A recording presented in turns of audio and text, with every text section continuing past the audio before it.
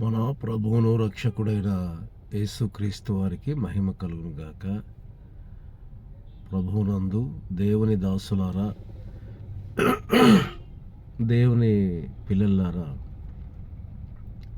దేవుడు ఈ 2025 నవంబర్ మాసంలోనికి మనల్ని నడిపించినాడు. చూస్తూ ఈ 2025 ముగింపు ఘట్టంలోనికి మనం రాగలిగితే కొందరు రాలిపోయారు, మనం మిగిలి ఉన్నాం. మిగిలి ఉన్నటువంటి మనం దేవుని పనిని ఎలాగ చేస్తున్నాం అనేది ప్రశ్న.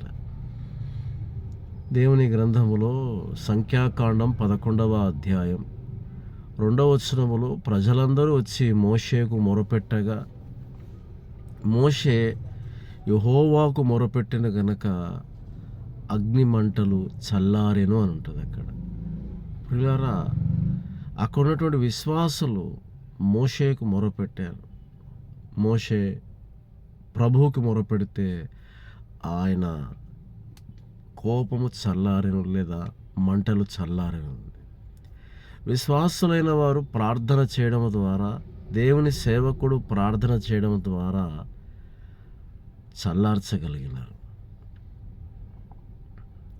అదే మోషే 106వ కీర్తన 23వ వచనములో మోషే నిలబడి ఆయన సన్నిధిని నిలబడి అడ్డుపడెను, యెహోవా కోపమును చల్లార్చెను అనే మాట వ్రాయబడి ఉంటుంది.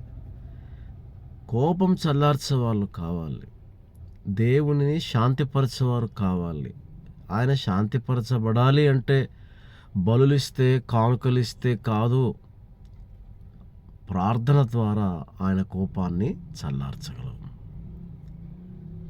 కాబట్టి పిల్లరా, దేవుని కోపం చల్లార్చబడాలి.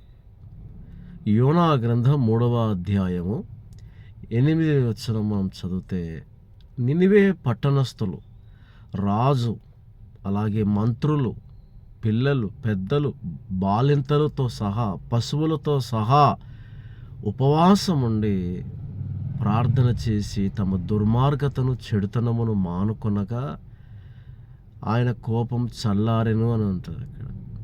దేవుని కోపం చల్లారుతుందేమో, ఎట్లా చల్లార్చవచ్చు? ప్రార్థన చేయడం ద్వారా, దుర్మార్గతను విడిచిపెట్టడం ద్వారా, చెడుతనమును మానుకొనుట ద్వారా ఆయన కోపం చల్లార్చగలుగుతుంది. మరి చల్లార్చగలుగుతున్నామా మనము? ఆలోచిద్దాం. 2025 నవంబర్ మాసంలో ఉన్నాం. ఎలా ఉంది మన భక్తి జీవితం? పరిశీలన చేసుకుందాం.